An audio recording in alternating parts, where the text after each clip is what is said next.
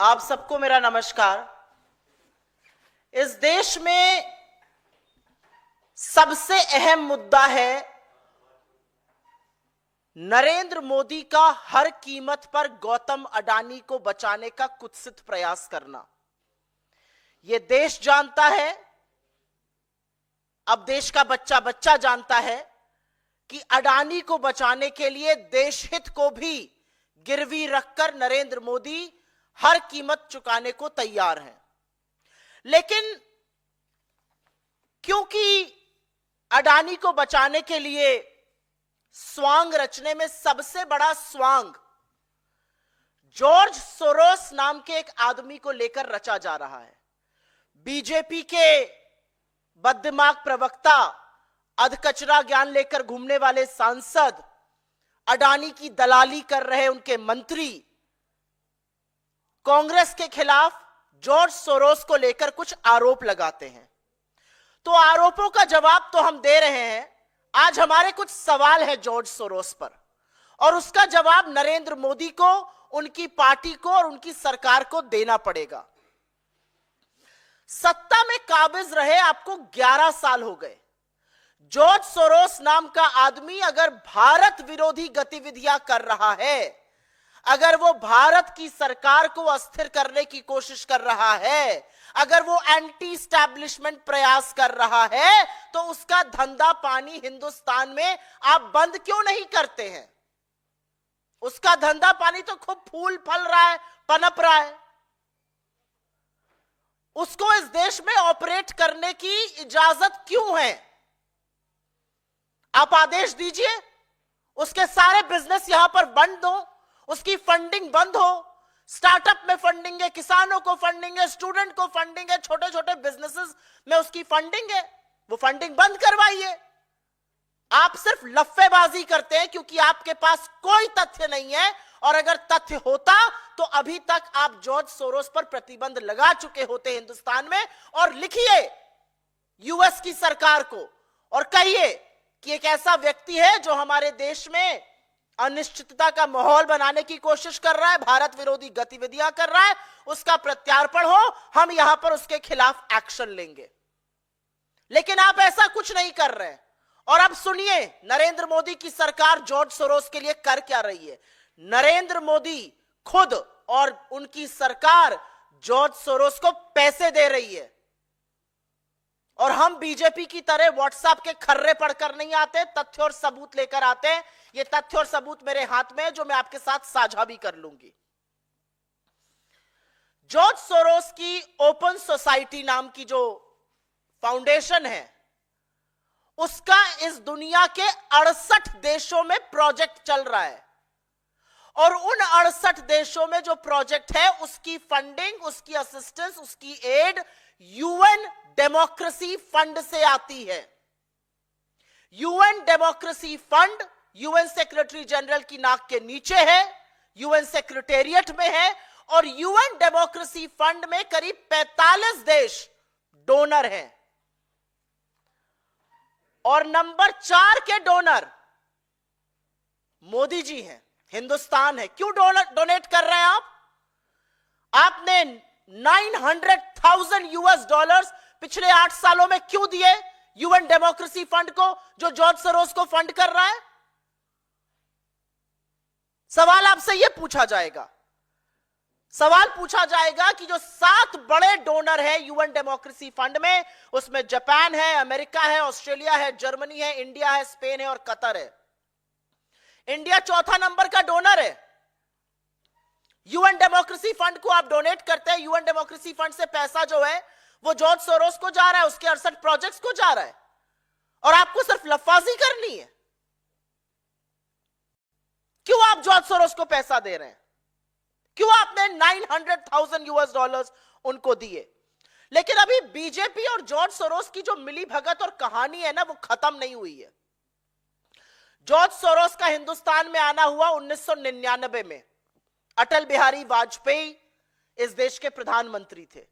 तब वो कुछ फेलोशिप और स्कॉलरशिप जैसी चीजें दिया करते थे। 2014 से उन्होंने ग्रांट प्रोग्राम शुरू किया और जॉर्ज सोरोस की ओपन सोसाइटी का Soros economic development fund SEDF के दो बड़े इन्वेस्टमेंट आर्म, सोंग फंड जो ISB में चलता था और दूसरा अस्पाडा।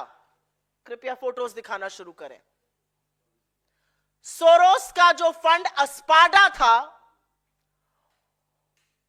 उसने करीब $90 मिलियन छोटे उद्योगों में, किसानों के में, स्टार्टअप में, तमाम जगह इन्वेस्ट किए। लेकिन बड़ा पैसा अस्पाडा ने सोशल इंपैक्ट के तहत दो कंपनियों को दिया। ये दो फंड वेंचर्स थे, इन दो कंपनियों को बड़ा पैसा दिया। उन कंपनियों के नाम है नियो ग्रोथ और कैपिटल फ्लोट। और कैपिटल फ्लोट की बात करते हैं। कैपिटल फ्लोट के ये फाउंडर्स हैं गौरव हिंदुजा और शशांक ऋष्यशृंग, स्टैनफोर्ड ग्रेजुएट्स हैं, कैपिटल फ्लोट चलाते हैं। इन्होंने करीब $300 मिलियन, $300 मिलियन की फंडिंग 40,000 छोटे उद्योगों, किसानों, स्टार्टअप ऐसी जगहों पर करी है। यह कैपिटल फ्लोट अब एक्सियो के नाम से जाना जाता है और यह एक्सियो जो है यह फंडिंग कर रहा है। जैसा कि मैंने आपको कहा, यह कैपिटल फ्लोट है। कैपिटल फ्लोट में बड़ा पैसा सोरोस के इन्वेस्टमेंट आर्म अस्पाडा, जो अब लाइट रॉक के नाम से जाना जाता है, उसने लगाया। कैपिटल फ्लोट का नाम अब बदल के एक्सियो हो गया है और उसको ये दो नौजवान गौरव हिंदुजा और शशांक ऋष्यशृंग चलाते हैं। ये दो नौजवान प्रतिभावान हैं। इन्होंने $300 मिलियन इन्वेस्ट किए हैं, 40,000 छोटे मध्यम लघु उद्योगों को दिए हैं। इन्होंने करीब पैसा किसानों को दिया है, स्टार्टअप में लगाया है। ये मोदी जी के दोनों व्यक्ति बड़े प्रबल समर्थक हैं। उनके साथ काफी मंच साझा करते हैं। आपको दिख रहा है इस फोटो में नरेंद्र मोदी, गौरव हिंदुजा, अमिताभ कांत, जितेंद्र सिंह। गौरव हिंदुजा इसके फाउंडर हैं, तमाम मंच साझा करते हैं। उनके दूसरे फाउंडर शशांक ऋष्यशृंग हैं, वो भी मंच साझा करते हैं, खुश होते हैं। प्रधानमंत्री जी से मिलकर ये लोग गौरवान्वित महसूस करते हैं। प्रधानमंत्री इनके कार्यक्रमों में जाते हैं, मंच साझा करते हैं इनके साथ। और ये सिर्फ प्रधानमंत्री के प्रबल समर्थक नहीं है, ये उनके नोटबंदी जैसे कानूनों को ऐतिहासिक भी बता चुके हैं। ये गौरव जी का एक ट्वीट मुझे मिला है, एक पोस्ट मिला है कि जबरदस्त आपने फैसला किया है, जबरदस्त फैसला है नोटबंदी का। इस तरह की बातें जो हैं यहां पर आपको दिख रही हैं। Champions of change NITI Aayog का एक फंक्शन था, उसमें कैपिटल फ्लोट के फाउंडर होने की हैसियत से ये दोनों लोग आए थे और वहां पर इन लोगों ने खूब मंच साझा किया, फोटो खिंचवाई, जैसा कि मैंने आपको इन दोनों फोटो में दिखवाया है। एक गौरव हिंदुजा है, एक शशांक ऋष्यशृंग है। ये सोरोस बैक्ड फंड, ये सोरोस के पैसे से पोषित फंड चलाते हैं। और अगर सोरोस देश विरोधी काम कर रहे हैं तो ऐसे व्यक्तियों के साथ आप मंच क्यों साझा कर रहे हैं? और अब आगे की कहानी सुनिए। मंच ही साझा नहीं कर रहे हैं, यह रिश्ता बहुत गहरा है, बहुत गहरा है और बहुत प्रगाढ़ रिश्ता है। शशांक जी का विवाह 2017 में मुंबई में हुआ और इस विवाह में प्रिया शाह जी के नाम की युवती थी, उनसे विवाह हुआ। प्रिया शाह जी राजेश शाह जी की बेटी है और वीरेन शाह जो बीजेपी के कोषाध्यक्ष होते थे उनकी पोती हैं। वीरेन शाह जी वही व्यक्ति हैं जो राज्यसभा सांसद भी रहे और उसके बाद पश्चिम बंगाल के गवर्नर रहे और 2013 में जब उनका निधन हुआ तो तत्कालीन भाजपा अध्यक्ष राजनाथ सिंह जी ने उस पर ट्वीट करके शोक संदेश भी जारी किया था।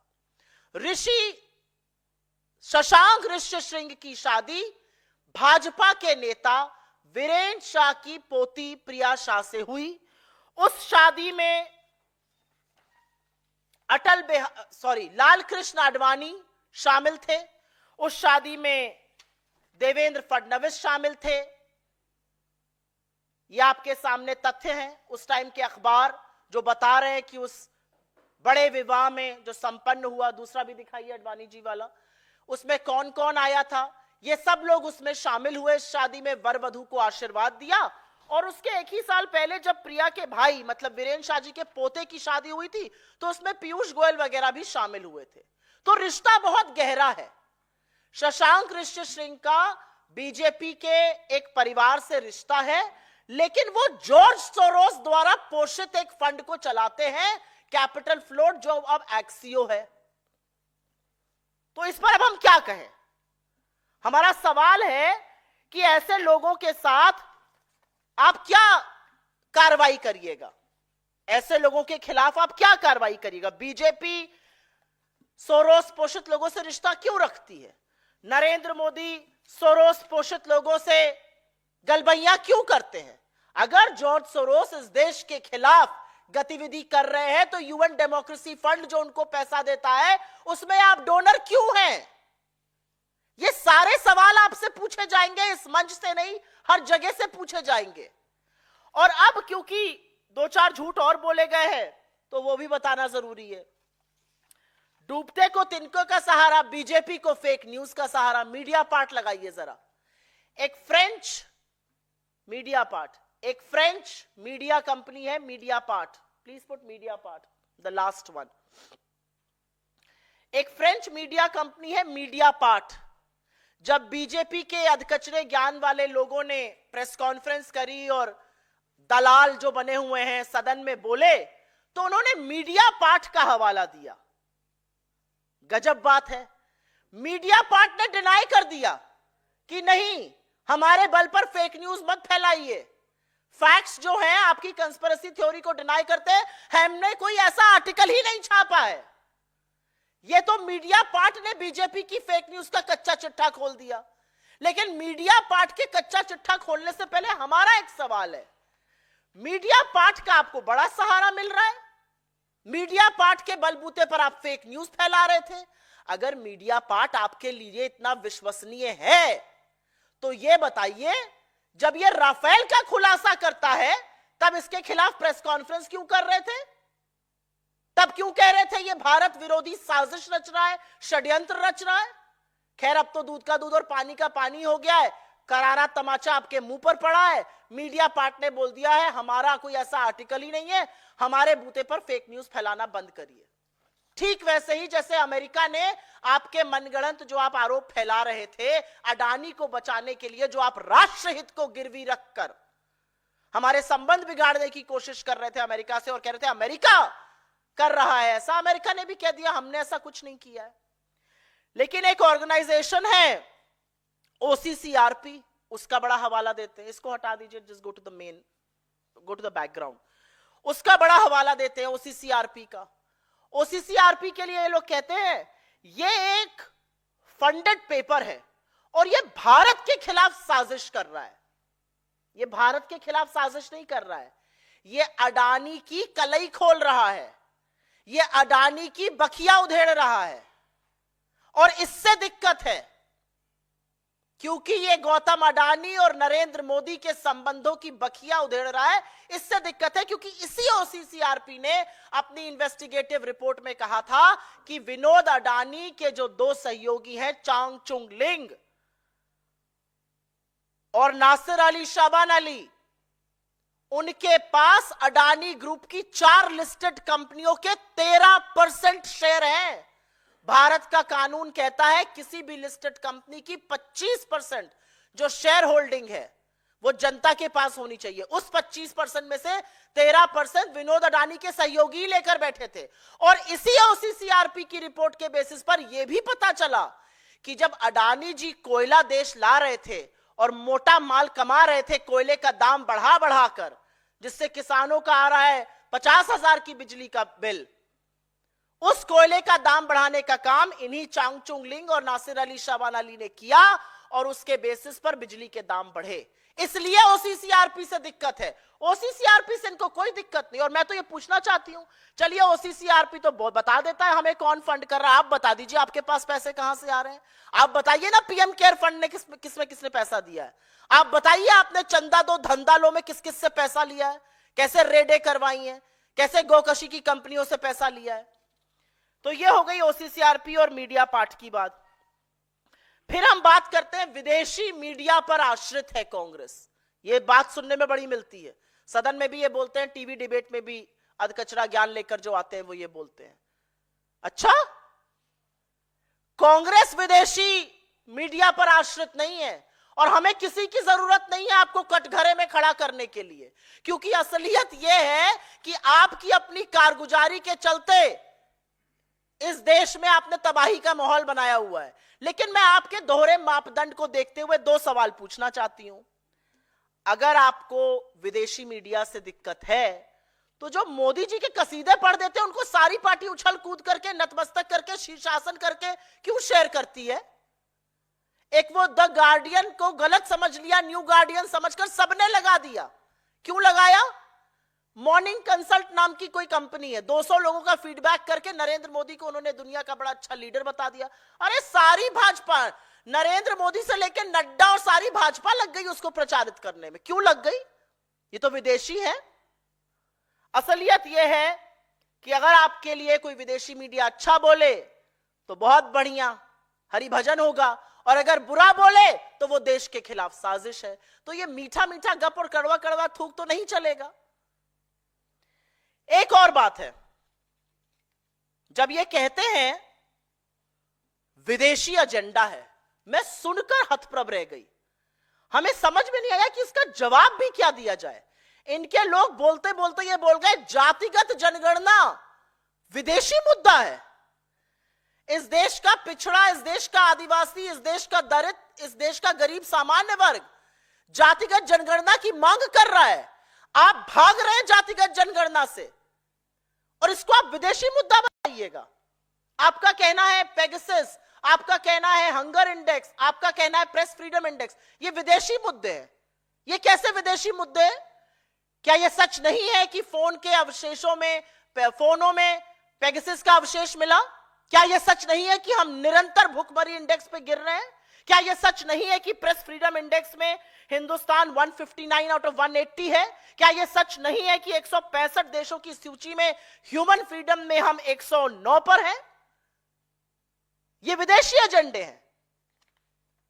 विदेशी एजेंडा जो है वो देश को डिरेल कर रहा है, देश की इकोनॉमी को डिरेल कर रहा है। नहीं प्रभु, उसके लिए आप ही काफी हैं। आपकी नोटबंदी, आपका गब्बर सिंह टैक्स और आपने जिस तरह से पूंजीपतियों को बढ़ावा दिया और किसानों को, छोटे लघु मध्यम उद्योगों को खत्म किया, उसकी वजह से भयावह बेरोजगारी है, आर्थिक असमानता है, लोगों की आय थम सी गई है और सिर्फ मोदी और अडानी को जुटाने में आप सब के सब लगे हुए हैं। अडानी को मोदी का रॉकफेलर बुलाना गलत है, बिल्कुल, ये एक सही बात कही। वो रॉकफेलर थोड़ी है, वो तोता है जिसमें मोदी की जान बसती है, उसको रॉकफेलर बुला रहे हैं हम लोग, गलत कह रहे हैं। अडानी मोदी का वो तोता है जिसमें जादूगर की जान बसती है, और इसीलिए तो अडानी को बचाने के लिए राष्ट्रहित को ही बलिदान नहीं कर रहे, सदन को भी गिरवी रख दिया है। सारी सरकार, सारी पार्टी अडानी को बचाने में जुटी हुई है। क्या यह सच नहीं है कि आप घूम घूम कर अडानी को डील दिलाते हैं? क्या यह सच नहीं है कि आप अडानी के हवाई जहाज में घूमकर अपना प्रचार करते थे? क्या यह सच नहीं है कि आपने कानून बदले अडानी को पोर्ट एयरपोर्ट देने के लिए? क्या यह सच नहीं है कि आपने सिख कंपनीज को, जो कंपनियों में गड़बड़ी हो जाती है, उनको कौड़ियों के दाम पर अडानी को दिया? क्या यह सच नहीं है कि अडानी के चलते आपने नीति आयोग और फाइनेंस मिनिस्ट्री की भी अनदेखी करी? तो असलियत यह है कि जब जब आपकी कलई खुलेगी तब आपको कांग्रेस अपने साथ और अपने सामने नजर आएगी। लेकिन मैं फिर से उस सवाल पर जाना चाहती हूं जिससे मैंने अपना प्रेस वार्ता शुरू करी थी, और सवाल यह है कि जॉर्ज सोरोस अगर देश विरोधी हरकतें कर रहा है तो उसका धंधा पानी यहां क्यों चल रहा है? उसके प्रत्यार्पण के लिए आपने चिट्ठी क्यों नहीं लिखी? उसके द्वारा फंडेड जो फंड्स हैं, उनके लोगों से आपकी साठगांठ क्यों है? उनके लोगों के यहां शादी ब्याह आपके बीजेपी वालों का क्यों हो रहा है? ये सारे सवाल आपसे पूछे जाएंगे। आपसे पूछा जाएगा कि क्यों आप जॉर्ज सोरोस द्वारा फंडेड लोगों के साथ मंच साझा करते हैं, और क्यों नहीं आप जॉर्ज सोरोस के जो फंडेड फंड्स हैं उनको बंद करवा दीजिए, करवाइए बंद। आज सवाल इस बात का है, व्हाट्सएप के खर्रे पढ़कर आरोप लगाना बहुत इजी है। तथ्यों के साथ और प्रमाण के साथ हमने अपनी बात रखी है। अगर बीजेपी के अंदर दम होगा तो वो जरूर इन बातों का जवाब देगी। I will very briefly make a few points in English just for the benefit of people who are non-Hindi speaking. The BJP is relentlessly trying to save Adani. A really big question is why? Why are you saving Adani? And to what extent are you going to save him? You have decided the parliament will not function. The reality is that it is the ruling party which is obstructing proceedings. It is the ruling party which is asking for adjournment. It is the ruling party which is going in the well of the house. It is the ruling party that's causing disruption. And which is why our democracy is on test. But because you hide behind a man called George Soros, and I give two hoots about who George Soros is, the reality is that you have to answer a few questions. If George Soros is indeed running an anti-India agenda, what are you doing to shut him down in India? Why are you contributing to the UN Democracy Fund, which actually aids 68 projects of George Soros around the world? Why have you contributed $900,000 in the last 8 to 10 years in this UN Democracy Fund? Why are you the fourth largest donor in the UN Democracy Fund? Why are you even a part of the UN Democracy Fund that's giving money to George Soros? So in a way, Mr. Modi is funding George Soros. George Soros came to India in 1999. Atal Bihari Vajpayee ji was the Prime Minister of this country. He came to India, he used to give some fellowships and scholarships, but it was in 2014 that his grant program started. George Soros' Open Society has a Soros Economic Development Fund. It has two big funds, Song Fund and Aspada, which is now known by another name. It has been bought over. Aspada, please go to the first one. Aspada was backed by Soros, and this invested money in two big funds, Neo Growth and Capital Float. Capital Float, founded by these two gentlemen, seemingly bright young boys, Gaurav Hinduja and Shashank Rishishring. This fund is now known as Axio, and Axio, like I said, Gaurav Hinduja and Shashank Rishishring. This fund, these are the two founders. They are seemingly very fond of Mr. Modi. They have shared public platforms with him. They have supported his demonetization. But they were funded by George Soros. Why are you spending time? Why are you sharing the stage? Why are you backing people who have been funded by George Soros? And it doesn't just end there. Shashank Rishishring is married to the granddaughter of Viren Shah. Viren Shah is an ex-treasurer of the BJP. He was also the governor of West Bengal between 1999 to 2004 when Atal Bihari Vajpayee was in government. And when Shashank Rishishring got married to Viren Shah's granddaughter, people like Mr. Advani and then Chief Minister Devendra Fadnavis attended this wedding. When her brother had gotten married, Piyush Goyal and multiple other people had gone. So the question is that what are you doing about all of these funds? And these are not small operators, by the way, just for your information. Axio has supported 40,000 small businesses across the country. It has invested $300 million in small businesses, startups, and other places like that.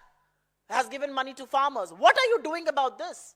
If Soros is running an anti-India agenda, how is money from his fund flowing into Indian startups, flowing into Indian small ventures, flowing into these funds? And why are you sharing platforms with people who are backed by Soros?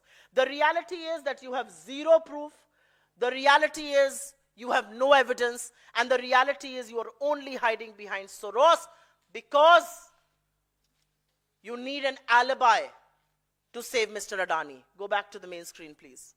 And as far as allegations of OCCRP is concerned, OCCRP brought to light how 13% of the public float in 4 Adani listed entities was held by Chang Chung Ling and Nasir Ali Shaban Ali, aides of Vinod Adani. It also brought to light how coal prices were inflated by these 2 individuals, how prices of electricity considerably went up because of them.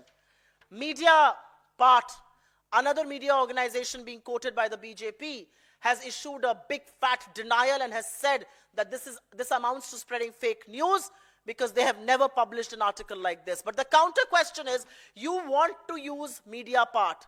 Mediapart has called out your fake news. But even before that, if you want to give Mediapart some relevance, why are you not talking about the Rafale scam? Because Mediapart also reported on the Rafale scam.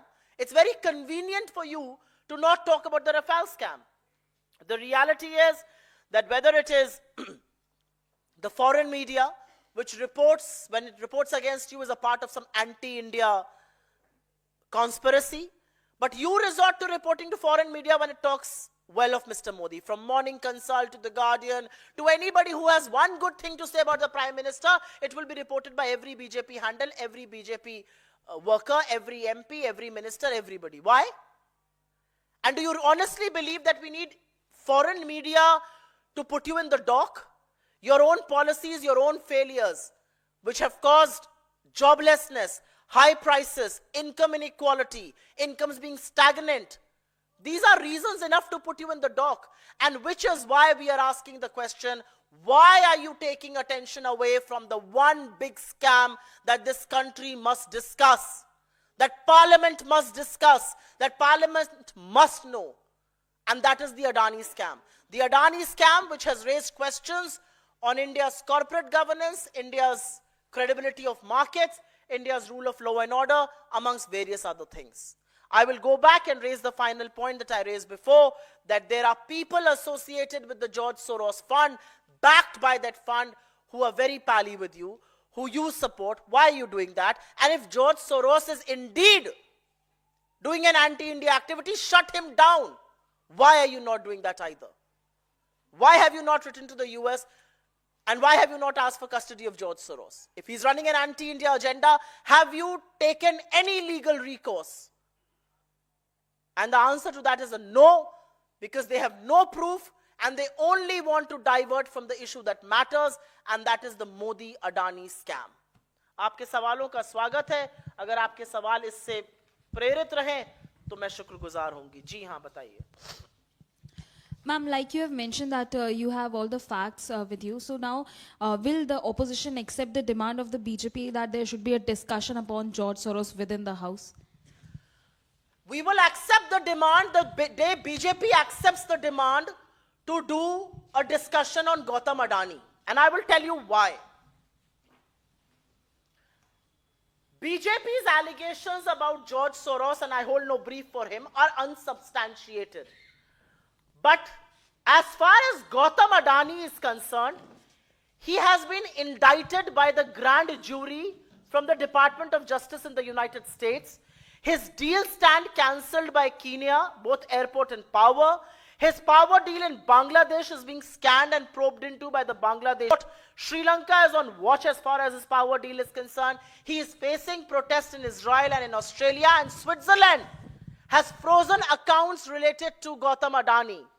There are charges of wrongdoing, fraud, misgivings, and also bribery, for which he has been indicted by the grand jury. The SEC of the United States and FBI probed him for 2 years, and only after that were the warrants issued. The BJP does not want to talk about a man who faces warrants from the United States of India, or United States of America, and in India, they want to protect him? I mean, what sort of logic is this? And I'm sorry to say, I'm a little disappointed with media not raising this question. Here is a man who faces indictment, who faces a warrant on charges of fraud, on charges of corruption, on charges of bribery, and bribery paid to Indian officials and Indian politicians. And the government doesn't want to probe him. He has offered to settle with SEBI. Why? If there was no wrongdoing, why is he offering to settle with SEBI? Do you not want to know what the charges are? Do you not care about the credibility of our stock markets, the credibility of our corporate sector? Do you not care about the kind of allegations this raises and raises questions on our rule of law both in spirit and in letter? What are we talking about? और इसका मैं हिंदी में जवाब जरूर दे देती हूं, और इसलिए देना जरूरी है क्योंकि बीजेपी के जो बातें हैं वो मनगढ़ंत हैं। गौतम अडानी के खिलाफ ये तो तथ्य है ना, ये कांग्रेस तो नहीं बोल रही है। 2 साल तक जांच हुई, एसईसी और एफबीआई ने मिलकर जांच करी, डिपार्टमेंट ऑफ जस्टिस की ग्रैंड जूरी ने वारंट इशू किया है अमेरिका में, और देशभक्ति के लिए वारंट इशू नहीं किया है। वारंट इशू किया है क्योंकि उनके खिलाफ जालसाजी के, हेरा फेरी के और घूस देने के, भारत में घूस देने के आरोप है। उनकी आपको उन पर कोई चर्चा नहीं करना चाहते, उनकी कोई जांच नहीं करना चाहते। एक ऐसा व्यक्ति जो देश का नाम डुबो रहा है, जिसकी डील कीनिया में कैंसिल हो रही है, उनकी एयरपोर्ट और पावर की डील, बांग्लादेश का कोर्ट उनकी डील की जांच कर रहा है, श्रीलंका वॉच पर है उनकी डील की जांच करने के लिए, इजराइल और ऑस्ट्रेलिया में उनको विरोध प्रदर्शन का सामना करना पड़ रहा है, स्विट्जरलैंड ने उनसे संबंधित अकाउंट्स को फ्रीज कर दिया है। एक ऐसा व्यक्ति जो देश के लिए इतनी सारी चीजें, सिर डुबो रहा है हमारा, उस पर आप चर्चा नहीं करेंगे क्योंकि उस तोते में आपकी जान बसती है, और आप हमसे एक्सपेक्ट करते हैं कि हम बाकी चीजों पर चर्चा करेंगे। ये तथ्य हैं, ये आंकड़े हैं, ये सबूत हैं, और आपने देश हित को गिरवी रखने में कोई भी कवायद नहीं छोड़ी है। आपने अमेरिका पे आरोप लगाया, अमेरिका ने पलट के कह दिया गलत है। आपने मीडिया पार्ट पर आरोप लगाया, उन्होंने पलट के कह दिया आप हमारे सहारे फेक न्यूज ना फैलाइए। आप किसी चीज की जांच नहीं करना चाहते अडानी पर, जिसके ऊपर इतने संगीन, मतलब वारंट इशू है आदमी के खिलाफ, आप उसकी जांच नहीं करना चाहते हैं। ये राजा तोते को बचाने का काम कर रहा है, लेकिन तोता बच नहीं पाएगा। जी, there is only one demand, and that one demand is that Gautam Adani needs to be probed, a JPC needs to be formed, and he needs to be arrested. The kind of charges he is facing, bribery of over 2200 crore rupees, 2200 crore रुपए की जिस आदमी के ऊपर घूस का आरोप है, गबन का आरोप है, जालसाजी का आरोप है, हेरा फेरी का आरोप है, स्टॉक मैनिपुलेशन का आरोप है, वो आजाद घूम रहा है। गिरफ्तार करिए उसको, ये हमारी डिमांड है। हमारी डिमांड है जेपीसी, और हमारी डिमांड है सदन में गौतम अडानी पर चर्चा हो। आप चर्चा से क्यों भाग रहे हैं? इस पर और कोई सवाल? बहुत धन्यवाद आप लोगों का। जी हाँ, बोलिए।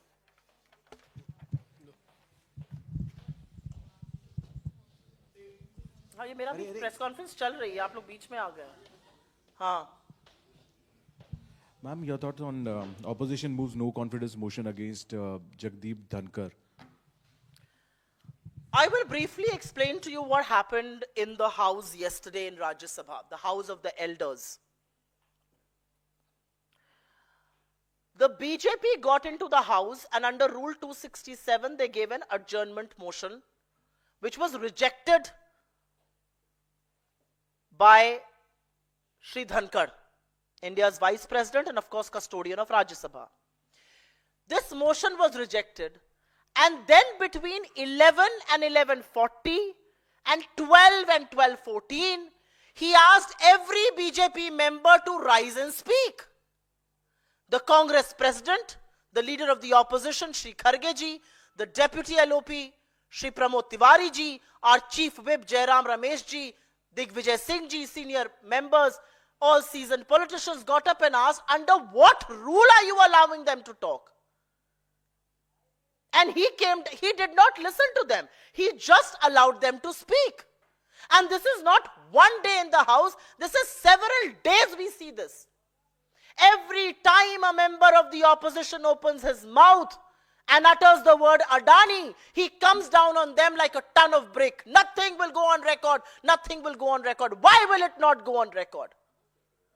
Every time the Congress president gets up to speak, you interject him. You expunge important portions of his speech. Why? Because he's a Dalit. And I will raise this question because you have a very, very partisan attitude in the House, and members in the House feel obliged to hold you to record.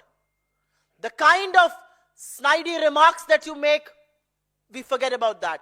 But you are responsible for conducting the House in a bipartisan way. You have just chosen not to do that. मैं इसका हिंदी में भी जवाब दे देती हूं. राज्यसभा में आपने अविश्वास प्रस्ताव की बात करी. सभापति महोदय का जो व्यवहार है वो सबने देखा है. जिस तरह की बातें वो करते हैं सदन और सदन के बाहर, पूरी तरह से राजनीतिक, पूरी तरह से पार्टिजान, वो भी सबने देखी हैं. लेकिन मैं आपको कल का एक छोटा सा वाक्य बता देती हूं. रूल 267 के अंतर्गत स्थगन नोटिस दी थी बीजेपी ने, और बीजेपी की इस नोटिस देने के बाद कुछ भी नहीं होना चाहिए था, क्योंकि ये नोटिस अस्वीकार कर दी थी धनखड़ जी ने. लेकिन धनखड़ जी ने उसके बाद 11 से 11:40 और 12 से 12:14 तक एक एक बीजेपी सांसद को उठवाकर बुलवाया.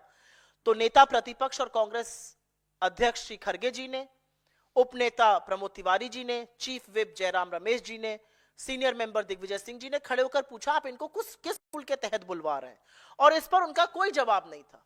उन्होंने कोई जवाब नहीं दिया इस पर, और वो उनको बुलवाते रहे. और जब नेता प्रतिपक्ष बोलने के लिए खड़े हुए तो उनको टोक देते हैं. अडानी का शब्द निकल जाए, nothing will go on record चिल्लाने लगते हैं. राज्यसभा की जो प्रोसीडिंग्स है, लोकसभा भी पीछे नहीं है खैर, लेकिन राज्यसभा की जो प्रोसीडिंग्स है वो पूरी तरह से राजनीति से प्रेरित, पूरी तरह से नतमस्तक होकर बीजेपी के तहत चल रही है. और ऐसे में हमारे पास कोई चारा नहीं बचा है. किस तरह से उनको हम बोले कि आपका रोल बाइपार्टिजन है, आप बाइपार्टिजन एटीट्यूड भी दिखाइए. Ma'am, one question. As Tahir Hussain has joined AIMIM today, and his name has been announced by Asaduddin Owaisi to contest the upcoming elections in Delhi Assembly, as he was one of those person who were being accused in the 2020 Delhi riots. Such kind of person contesting election, what's the take of the Congress party regarding this? Why is he contesting elections? Which party is supporting him? And I know who is supporting him. I'm asking you a rhetorical question. Who is supporting him and why? Why is he being supported? What is this going to do? Whose hands is Mr. Owaisi playing in? And when I say B team of the BJP, people take a lot of offense. He himself takes a lot of offense. But who is he supporting? Whose agenda is he pushing by doing these things? I don't want to speak on more things like that because he's not a member of my party. I haven't given him the ticket. My party doesn't stand with people like that. But if Mr. Asaduddin Owaisi has decided to stand by him, what's his motive? Who is he supporting? And why? And is it not playing into the BJP's ploy of polarization? That's a question all of you who keep meeting Mr. Owaisi inside and outside of parliament should ask him. जी. हुमायूं है, विधायक हैं TMC के. उन्होंने ऐलान किया है कि मैं अगले साल तक बाबरी मस्जिद अपने इलाके में बनवाऊंगा. अब इन सब बातों का मैं क्यों जवाब दूं? वो एमएलए हैं या सांसद हैं, जो भी हैं, इसका जवाब टीएमसी दे. टीएमसी के सांसद है, मेरे सांसद तो है नहीं. Ma'am. Ji. Kiren Rijiju, Union Minister, has attacked Rahul Gandhi, and he said that all he has done is to create tamasha in the parliament, and then he goes abroad, enjoys his holiday. That's the allegation which Kiren Rijiju has made at Rahul Gandhi. Has Kiren Rijiju found time to attend parliament instead of putting his workout videos? Has Kiren Rijiju found time other than lifting weights to tell this country what is he up to? Has Kiren Rijiju found time to make parliament function? The reality is that the failure of the government is apparent in how parliament is not functioning. And what is tamasha? I would like to ask, what is tamasha? You are not allowing the discussion on Gautam Adani, a man who has been indicted, a man who faces various charges around the world, a man who's being probed by various nations across this world, a man who faces a warrant. You are not allowing a discussion there. Why? Because he's close to the Prime Minister. Because any discussion on Adani will amount to a discussion on Narendra Modi. And to attract people's attention, to catch their imagination, we are doing very innovative things. Your problem is that everything innovative that we are doing in Parliament, the media is being forced to show this. Whether it's wearing a mask or it's wearing a t-shirt which has a sticker of Modi and Adani, or it's carrying a bag, this is catching popular imagination. That's your problem. And ye tamasha kaise hai? When Atal Bihari Vajpayee comes in a bullock cart protesting against some nominal price rise in fuel, he was doing his democratic duty, and so are we. Kiren Rijiju के पास शायद व्यायाम वगैरह करने से आज वक्त मिल गया होगा, तो उन्होंने वक्तव्य दिया है। सरकार का सबसे बड़ी विफलता है कि सदन नहीं चल रहा है, और सदन में अवरोध बीजेपी बनी हुई है। बीजेपी सदन नहीं चल रही। हम तो जो अपना प्रदर्शन भी है वो सदन के बाहर कर रहे हैं, और ये डिमांड कर रहे हैं कि सदन चलाइए, और सदन के अंदर आके हम चुपचाप बैठ के सदन चलने का इंतजार करते हैं। हो हल्ला कौन कर रहा है? बीजेपी कर रही है। क्यों कर रही है? क्योंकि अगर हो हल्ला नहीं करेंगे तो मोदी और अडानी के ऊपर डिस्कशन करना पड़ेगा। अडानी का डिस्कशन मतलब मोदी का डिस्कशन। क्यों बचा रहे हैं उनको आप? असलियत यह है कि चाहे वो मास्क पहन के प्रदर्शन करना हो, या स्टिकर लगा के करना हो, या बैग लेके करना हो, दुनिया को पता चल गया है मोदी और अडानी एक है, और इसीलिए सेफ है। और मीडिया को भी, क्योंकि वो विजुअल्स अच्छे हैं, दिखाना पड़ रहा है। यह दिक्कत है रिजिजू जी की और उनकी पार्टी की। अगर आपके अंदर जरा सी भी नैतिकता और मर्यादा है, जो कि नहीं है, आपने वो बेच खाई है, उसको गिरवी रख के आप अडानी का बचाव कर रहे हैं। अगर जरा सी भी बाकी है तो गौतम अडानी पर डिस्कशन करा के दिखाइए। 1 घंटे के लिए डिस्कशन करवाइए, आप नहीं करवा पाइएगा। बहुत धन्यवाद आप लोगों का, शुक्रिया।